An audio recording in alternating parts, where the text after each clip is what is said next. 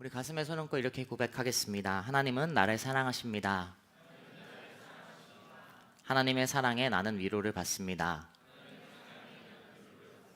나는 하나님을 절대로 포기하지 않을 것입니다. 그러한 한 주간의 삶을 살아가는 여러분 되시길 축복합니다. 5월 달이 되었습니다. 또 가정의 달, 또 귀한 우리가 하나님 안에서 또 하나님께서 이루신 공동체 가정을 생각할 수 있는 축복된 달인 것을 발견하게 됩니다. 특별히 5월 또 첫 번째 주, 두 번째 주는 교회에서 저희가 차세대 주일과 또 가정 주일로 함께 주님께 올려드리는 귀한 주일을 갖게 되는데요. 그 기간 동안 또 5월의 기간 동안 하나님 안에서 맺어진 귀한 혈연의 관계와 또 귀한 가족과 친척 가운데 귀한 사랑이 넘치는 여러분 되시길 축복합니다. 저희가 금요일부터 연휴 기간을 보내고 있습니다. 또 긴 연휴를 보내시는 분들은 화요일까지도 보낼 거라고 생각이 듭니다. 이 연휴 기간에 저도 이렇게 가족과 또 하루 시간을 보내면서 또 이렇게 아이와 함께 식물원도 가고 또 좋은 시간을 보내고 있습니다. 연휴 기간 소소하지만 살짝 이슈가 되었던 한 가지 사건이 있습니다. 이렇게 성수동 바로 서울숲에서 한 이 만화 게임 이제 이벤트가 열렸는데, 이 성수동이 워낙 또 인기 있는 곳이고 또 이 게임 이 만화도 너무나 인기 있는 그런 캐릭터이기 때문에 이 주최 측도 예상을 넘는 4만 명이 한 번에 많은 사람이 몰리면서 이 준비했던 이벤트가 잘 이루어지지 못했던 사건이 있었습니다. 그래서 그날 이제 온 사람에게 희귀 카드를 준다라는 그런 어떤 이벤트였는데, 결국 무산되면서 그 앞에 있던 이 새벽부터 기다렸던 이 사람들이 원성을 하기도 하고 살짝의 소소한 사건이 있었던 그런 뉴스를 보게 되었습니다. 그런데 그 뉴스를 보면서 그 영상도 보면서 보게 된 장면은 이 어떤 만화와 또 게임이라는 것 자체가 주 원래 타겟층은 당연 어린 아이고 또 이렇게 좀 성장해 나가는 학생들일 텐데, 그곳에 모인 대부분의 이 멤버는 굉장히 나이가 많은 성인인 것을 보게 되었던 것이죠. 주 타겟층이 이제 어린이에서 우리가 오늘날 보게 되는 것처럼 단순히 만화나 게임이 더 이상 어린이들의 그런 것만의 취미가 아니라 어른이지만 어렸을 때의 그런 문화와 컨텐츠를 소비하는 그런 문화가 우리 가운데 오늘날 존재하는 것을 보게 됩니다. 그래서 이런 사람들을 키즈와 어덜트의 합성어를 이야기해서 키덜트라고 우리는 오늘날 부르고 있습니다. 저도 당연 추억이 있고 그런 만화와 게임을 굉장히 좋아했던 사람으로서 그런 추억에 잠기고 또 때로는 이런 취미와 또 이러한 문화가 또 어색해 보이지 않는 것이 사실입니다. 그러나 오늘 말씀에서 특별히 차세대 주일을 맞이하면서 오늘 예수님께서는 어른들이 어렸을 때의 취미만을 가지고 즐기는 어떤 취미 키덜트가 아니라 어린아이 모습을 통해서 신앙의 어떤 모습을 가지고 살아가는 어린아이의 신앙을 가진 신앙의 키덜트가 되기를 바라는 모습이 오늘 말씀에 담겨져 있는 것을 발견하게 된다라는 것이죠. 오늘 말씀을 통해서 예수님은 우리가 어떤 신앙 키덜트가 되기를 바라시는지 함께 말씀을 통해 보도록 하겠습니다. 먼저 오늘 말씀이 배경이 되는 1절 말씀 함께 읽도록 하겠습니다. 같이 읽겠습니다. 예수께서 그곳을 떠나 유대 지방으로 가셔서 요단강 건너편으로 가셨습니다. 그러자 사람들이 예수께서는 늘 하시던 대로 그들을 가르치셨습니다. 아멘. 예수님은 오늘 말씀에서 많은 사람들에게 둘러싸여 있습니다. 언제나 그랬듯이 예수님이 가시는 곳에는 많은 사람들이 예수님을 따라왔던 것을 발견하게 됩니다. 그리고 많은 사람들에게 예수님께서 무엇을 하셨습니까? 그들을 가르치고 치유하시고 먹이셨던 예수님의 공생의 3대 사역을 항상 행하시는 분이 바로 예수님이었죠. 많은 사람에게도 오늘도 말씀을 전파하고 계셨을 겁니다. 그 말씀의 전파는 이전의 말씀, 어떤 율법학자들과 바리새인들과 분명히 다른 권위 있는 권세 있는 말씀이었다라고 성경은 기록하고 있어요. 예수님의 가르침이 특별했고 다르다라는 것을 많은 사람들이 알고 느끼고 있었습니다. 그렇게 많은 사람이 둘러싸인 평소와 같은 그런 모습 속에서 오늘 한 가지 다른 일이 발생합니다. 바로 13절 말씀인데요. 13절 말씀도 함께 읽도록 하겠습니다. 같이 읽겠습니다. 사람들이 어린아이들을 예수께 데리고 와 어루만져 주시기를 원했습니다. 그러나 제자들이 그들을 꾸짖었습니다. 아멘. 자, 사람들이 어린아이들을 예수님께 데려옵니다. 사람들 누구겠습니까? 바로 아이들의 부모였겠죠. 평행본문인 마태복음에서는 어린아이들을 데리고 부모들이 예수님께 기도받기 위해, 안수받기 위해 이 아이들을 데려왔다라고 말씀은 기록하고 있습니다. 그렇게 예수님께 축복받기 위해 어린아이들을 데려온 순간 어떤 일이 발생해요? 제자들이 이 아이들, 부모를 막는 사건이 발생하는 것이죠. 제자들은 왜 아이들을 막았을까요? 왜 어떻게 보면 오늘날 우리에게 보기엔 너무나 좋은 장면, 좋은 그림인 이 장면을 제자들이 갑자기 막기 시작했을까요? 당시에도 아이들은 분명 가정에서 부모의 사랑의 대상이었습니다. 이스라엘은 가정 공동체가 굉장히 중요한 공동체입니다. 가정의 그런 사랑과 교육, 정말로 열정이 있는 교육이 있는 공동체가 바로 이스라엘 가정의 공동체이죠. 그러나 사회적으로 봤을 때, 가정을 넘어서 사회적으로 봤을 때 당시 사람에게 가장 중요한 가치는 무엇이었을까요? 사회적으로는 누군가 얘기했는데 노동력이었습니다. 당시 고대 사회 속에 당연, 그리고 이 로마의 지배를 받고 있던 이스라엘 사람들에게 가장 중요한 사회적인 가치는 노동력이었죠. 그래서 가장 가치 있는 존재는 성인 남성이었습니다. 여인들과 아이들은 사회의 구성원으로 인정받지 못했고, 특별히 아이 역시 당연 어리석은 존재, 그리고 미숙한 존재, 그리고 아직 미성숙하기 때문에 사회적으로 인정받지 못하는 존재가 바로 어린 아이들이었다라는 것입니다. 그래서 제자들은 오늘 예수님 앞에 나오는 이 부모와 아이들을 막고 있는 것입니다. 바쁜 예수님의 공생의 타임라인 속에 지금 다른 사람, 더 가치 있는 존재, 더 사회적으로 인정받는 성인, 특별히 남성, 그런 사람들을 만나거나 아니면 병든 사람을 치유하거나 더 권위 있는 가르침을 조금이라도 더 전하는 시간이 더 가치 있다라고 제자들은 판단했던 것이죠. 아이들보다 만나야 할 더 중요한 사람이 있다라고 제자들은 판단했던 것입니다. 제가 신학대학원 입시를 할 때 1차 이제 필기 시험을 통과하고 2차가 면접이거든요. 2차 면접 시간에도 이와 비슷한 어떤 질문을 면접관들이 한 적이 있습니다. 1대1, 3, 혼자 들어가고 면접관들 한 4, 5명 있었던 것 같아요. 5대1의 면접을 보는데 그때 이제 질문 중 하나가 이런 질문이었습니다. 제가 어떤 부흥 집회 강사로 이제 지방으로 내려가고 있는데 내려가는 길에 이 굉장히 심야 시간에 이 차에 치여서 쓰러져 있는 한 사람을 발견했다라는 거예요. 의식이 없고 그 사람은 믿는 사람인지 믿지 않는 사람인지 모르는 상황 속에 제가 부흥 집회 강사로 지금 이 사람을 챙기게 되면 늦게 되고 부흥 집회에 온 이 새로운 영혼들은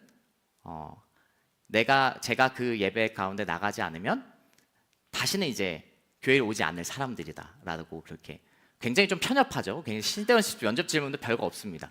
그런 가정 속에 어떻게 할 거냐라는 질문이었어요.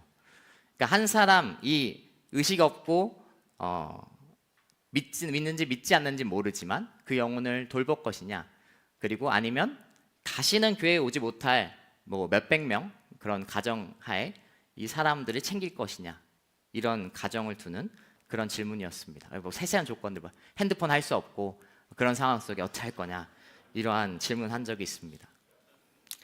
답은 사실 어렵지 않죠. 사람이 가치를 판단하는 것이 아니라, 사람의 존재를 가치로 판단하는 것이 아니라 영혼에 대해서 우리는 바라봐야 되는 그러한 질문이었던 것을 바라보게 됩니다. 그런데 오늘 말씀의 제자들의 모습으로 기준한다면 아마도 제자들은 더 많은 사람을 향해 가야 된다라고 그렇게 반응했을 것 같은 모습이 바로 오늘 제자들의 모습입니다. 여러분, 분명 예수님은 바쁘신 분이었어요. 그리고 오늘 말씀의 10장 다음 바로 11장에 이제 십자가 사역을 감당하게 됩니다. 예루살렘에 입성하게 되세요. 그러니까 이제 공생의 정말 막판의 시간, 예수님의 입장에서는 정말로 얼마 남지 않은 시간이었어요. 십자가의 사역이 머지않은 시간이었죠. 한 사람을 더 낫게 하고 한 사람에게도 메시지 전하는 것이 더 중요하게 여길 수 있는 충분한 그런 상황 속에 지금 맞이한 상황이었습니다. 그런데 오늘 예수님의 반응 어떠합니까? 14절 말씀 함께 읽도록 하겠습니다. 같이 읽겠습니다. 예수께서 이것을 보시고 노하시며 제자들에게 말씀하셨습니다. 어린아이들이 내게 오는 것을 허락하고 막지 말라. 하나님 나라는 이런 어린아이들과 같은 사람의 것이다. 아멘. 예수님은 어떻게 반응하세요? 말씀은 노하셨다라고 기록합니다. 예수님이 노하신다라는 기록은 성경에 많지 않습니다. 성전 정화 사건이나 한두 가지 정도가 이 노하다라는 기록이 있는데, 오늘 아이들을 막는 것에서도 예수님은 분노하십니다. 정말 어떻게 보면 조급할 수 있고 바쁨의 상황 속에서도 예수님은 어린아이를 환대하고 그 다음이 말씀 선포가 바로 하나님 나라가 이런 아이들과 같은 사람의 것이다 라고 선포하신다라는 것이죠. 여러분, 어린아이 같은 사람은 어떠한 것을 오늘 이야기하고 있습니까? 오늘 어린아이는 어떻게 예수님께 나아가고 있나요? 그것은 바로 무가치, 무조건의 나아옴인 것을 우리는 아이들의 모습을 통해서 보게 됩니다. 무조건의 나아옴이죠. 아이들은 오늘 예수님께 나아가고 있습니다. 부모의 손에 이끌렸을지라도 아이들도 예수님을 바라보면서 신기해할 수 있는 시선이 있었을 것이고, 어떠한 모습인지 모르겠지만 어쨌든 분명 아이들은 예수님께 나아가고 있었다라는 것이죠. 나오면서 아이들은 이렇게 생각하지 않았을 거예요. 자신의 가치를 판단하면서 사회적으로 이야기하는 아이들은 무가치하다, 가치가 없다라는 그들의 일반적인 인식, 제자들이 생각했던 그런 판단의 인식을 가지고 나오지 않았습니다. 아이들이 그런 생각을 가지고 내가 자격이 있나라는 생각을 가지고 나온다면 그건 아이가 아닐 것이죠. 제 딸이 요즘 이유식을 먹거든요. 아직 입을 떼진 않았지만 만약에 지훈이가 조금 있다가 이제 입을 뗄 텐데, 입을 떼기 시작했을 때 이유식을 줬을 때 만약에 이런다면 저는 소스라치게 놀랄 거예요. 아버지, 저는 이유식을 먹을 자격이 없습니다. 저는 가치가 없습니다 라고 이야기한다면 저는 이 친구가 정말 아이가 맞나라고 생각할 겁니다. 아이가 자신의 가치를 생각한다면 슬픈 일이죠. 아이는 무가치인 존재일 수 있고, 그리고 가치가 없다라고 여겨지는 존재일 수 있지만, 그러나 그럼에도 불구하고 하나님 앞에 나오는 오늘 모습을 보여준다라는 거예요. 유치원에서 이런 얘기를 들어보신 적이 있을 겁니다. 어린 아이들이, 유치원생들이 옆 친구한테, 같은 반 친구한테 이렇게 물어본다라는 거예요. 너희 집은 전세니 작아니? 우리 집은 작아야. 이렇게 얘기한다는 그런 모습들이 있다라고 합니다. 굉장히 삭막하고 굉장히 어색한 그런 아이들의 모습이죠. 아이들이 가치를 판단하는 그런 모습은 굉장히 어색하고 삭막한 사회일 겁니다. 오늘 예수님께서 말씀하시는 것은 무엇인가? 결국 무가치 그리고 무조건인 존재로 하나님께 나오어야 된다라는 것을 말씀하고 계시다라는 것이죠. 아이들이 자신의 가치를 판단하지 않는 것처럼, 그것을 생각하지 않는 것처럼 우리가 주님께 나아갈 때 어린아이 같이 나아가는 존재라는 자신의 가치를 중요하게 여기는 것이 아니라 하나님께서 주시는 가치관을 가지고 나아가는 존재라는 것을 말씀을 통해 이야기하고 있다라는 겁니다. 여러분, 우리는 어떠한 시선을 가지고 오늘날을 살아가고 있습니까? 오늘 어떻게 하나님께 나아가고 있습니까? 하나님께 나아갈 때도 내가 나를 가치로 여기고 조건을 보면서 나아가고 있지 않은가요?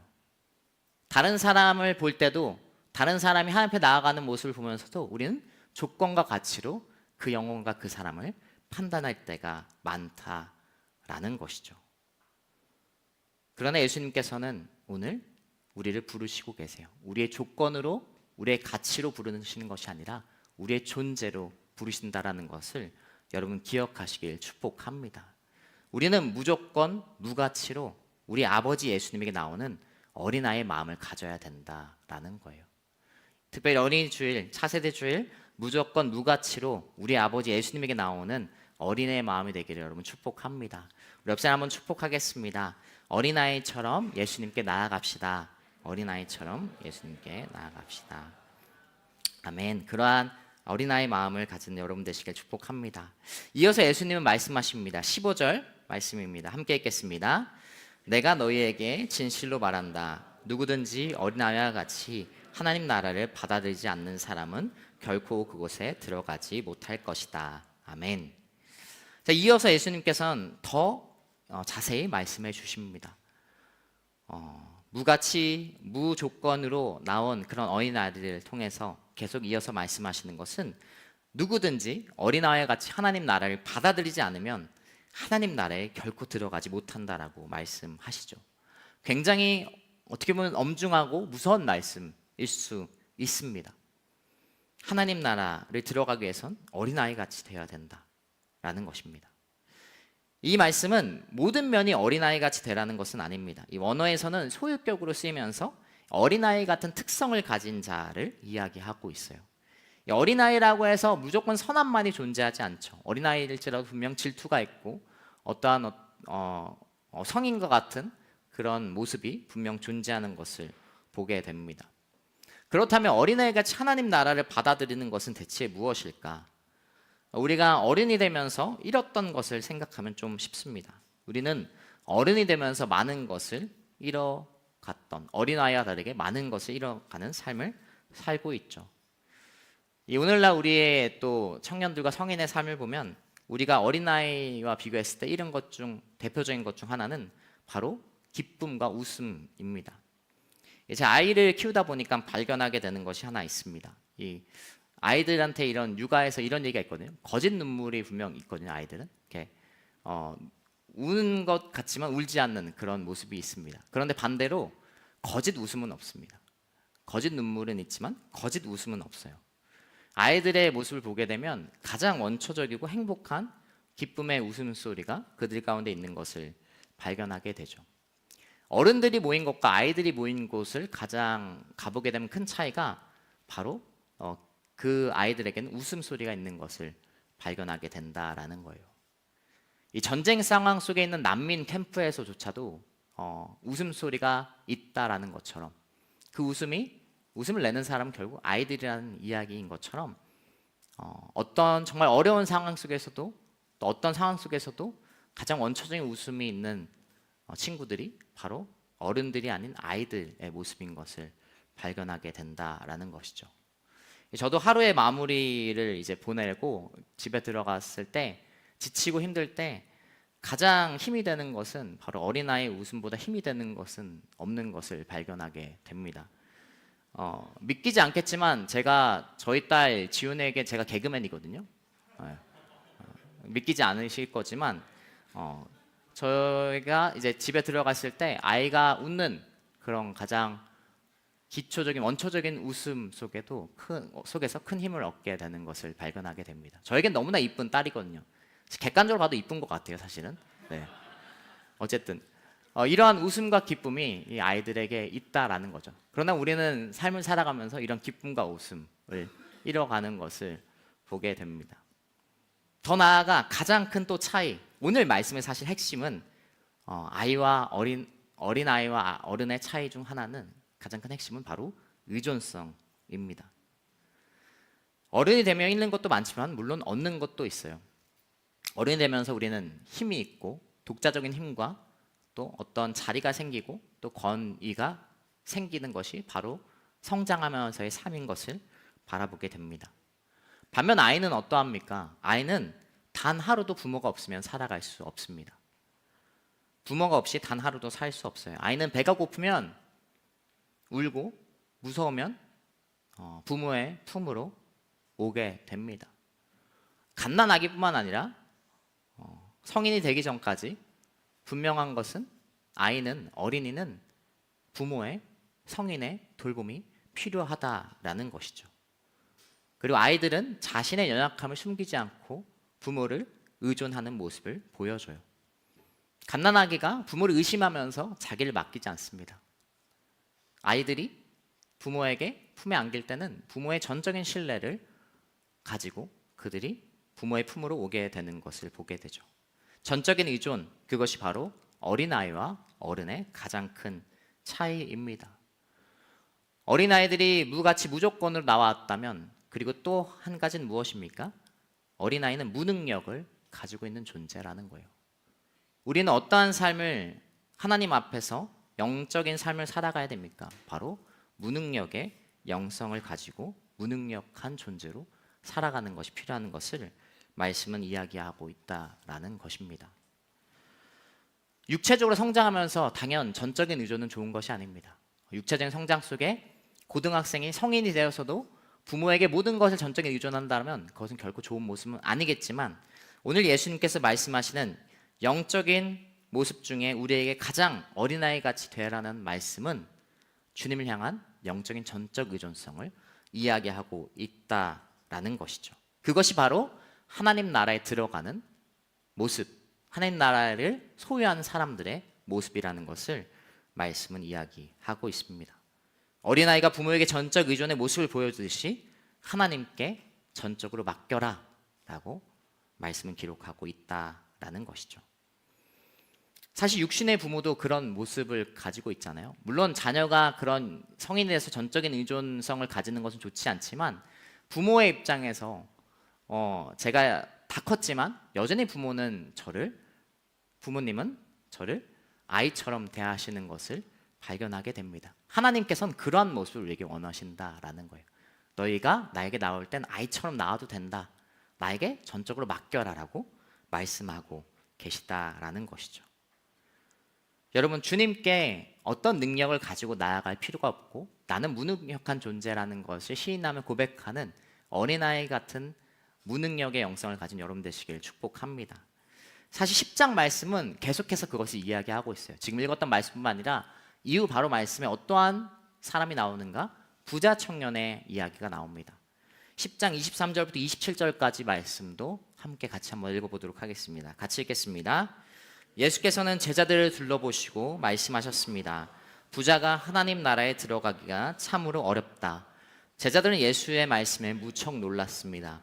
그러자 예수께서 다시 말씀하셨습니다. 얘들아, 하나님 나라에 들어가기가 얼마나 어려운지, 부자가 하나님 나라에 들어가는 것보다 낙타가 바늘길을 지나가는 것이 더 쉽다. 제자들은 더욱 놀라서 서로 수군거렸습니다. 그러면 도대체 누가 구원받을 수 있다는 말인가? 예수께서 그들을 보시고 말씀하셨습니다. 사람은 할 수 없지만 하나님께서는 하실 수 있다. 하나님께는 모든 것이 가능하다. 아멘. 이 부자 청년의 말씀, 우리는 물질의 어떤 큰 그 영역만을 바라보게 되지만 이 10장의 말씀은 사실 하나님 나라에 들어가는 것을 계속 이야기하고 있다라는 거예요.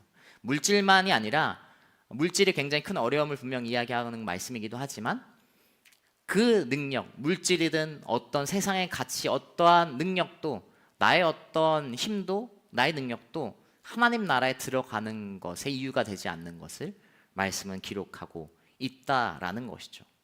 물질과 어떤 것, 어떤 능력이 우리를 살게 하지 않습니다. 그리스도 안에서 우리는 주님을 바라보고 내가 능력이 없음을 시인하며 고백할 때 하나님 나라의 소유, 상속자가 되는 것을 발견하게 된다라는 것이죠. 예수님의 영성 또한, 예수님의 십자가 사역을 걸어가는 그 길 또한 예수님께서 자신을 내려놓고 자신은 할 수 없지만 하나님께 달려있음을, 자기를 내려놓는 하나님의 무능력의 그런 예수님의 모습을 통해서 우리에게 생명을 주신 것을 발견하게 된다라는 것입니다. 여러분, 아이처럼 무능력한 자신을 하나님께 전적으로 맡겨드리는 어른이 되기를 축복합니다. 우리가 차세대주의를 맞이하면서, 그리고 세상을 살아가면서 우리가 깨달아야 되는 것, 우리가 고백해야 되는 가장 기본은 내가 할 수 없다라는 거예요. 하나님 안에서 내가 할 수 있는 것은 없고, 그러나 주님께 맡겨드릴 때 방금 읽었던 27절 말씀처럼 사람은 할 수 없지만 하나님께서 하실 수 있다라고 말씀하시는 것이죠. 우리의 삶의 모든 영역에 하나님의 영역이라는 고백이 우리 가운데 있고, 그것을 하나님께 맡겨드릴 수 있는 여러분 되시길 축복합니다. 우리 마지막으로 16절 말씀 함께 읽도록 하겠습니다. 같이 읽겠습니다.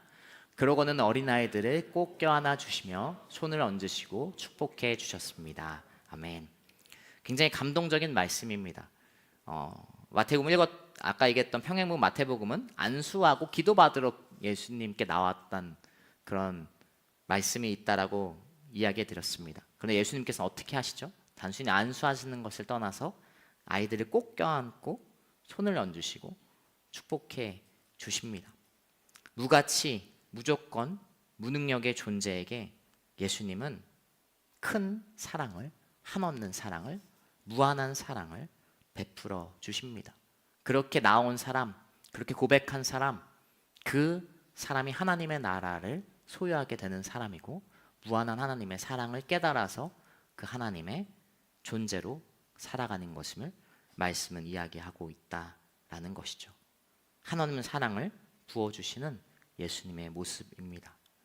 여러분, 하나님의 사랑 그리고 하나님의 나라를 우리에게 선물로 주셨습니다. 우리는 어떠한 존재예요? 어린아이같이 그 선물을 누리면 되는 존재예요. 복잡하게 생각하지 않아도 되고 나에게 가치가 있나? 내가 이렇게 죄인인데 하나님 나라, 하나님을 믿을 자격이 있나? 그렇게 생각하는 것을 오늘 예수님께서 말씀하고 계시지 않다라는 거죠. 그 선물을 누리라고 말씀하고 계세요. 그 선물을 누리고 어린아이처럼 내가 가치 있고 그런 존재로 생각하는 것이 아니라 나에게 능력이 있다라고 생각해서 그것을 받는 것이 아니라 나에게는 없지만 주님께 주신 선물을 온전히 누리면서 살아가라고 이야기하고 있다라는 거예요. 아까 얘기했지만 어린아이가 선물을 받을 때는 이 선물이 얼마인지, 물론 좀 크면 그러겠지만 어린아이들 때는 그렇지 않아요. 그냥 조그만 것도 너무나 기뻐하고 부모가 주는 것을 너무나 행복해합니다. 이야기했듯이 정말 보잘것없는 것에도 제 아이는 너무나 잘 웃어줘요. 그것이 우리에게 하나님께서 얘기하시는 하나님의 선물을 받아들이는 모습이라고 이야기한다라는 거죠. 십자가의 선물이 우리에게 주어져 있습니다. 하나님의 사랑이 우리에게 주어져 있습니다. 그 선물을 이 땅에서도 순수하게 그리고 하나님의 사랑 안에서 충만하게 누리는 어른이지만 아이가 되시는 여러분 되시길 축복합니다. 무한한 사랑이 우리를 유의미한 존재로 만듭니다. 무가치, 무조건, 무능력이지만 무한한 사랑이 하나님 안에서 우리를 존재하게 만듭니다. 삶에서 소망이 없으십니까? 삶에 이유가 없으십니까? 그것이 하나님 안에서 온전히 회복되는 귀한 한 주의 삶, 그런 어른이 되는 여러분 되시길 축복합니다. 말씀을 정리하겠습니다. 오늘 제목처럼 어리다고 놀리지 말아요. 어떤 그 곡이 생각납니다. 저랑 비슷한 시대를 살았기 때문에 다 비슷하다고 생각할 겁니다. 여러분, 어리다고 놀리지 말라라고 이야기합니다. 영적으로 어려지십시오. 창피한 것이 아닙니다. 영적으로 나의 무능력, 무조건, 무가치로 느껴진다 하더라도 주님께 나아가십시오. 무능력의 영성으로 살아가십시오.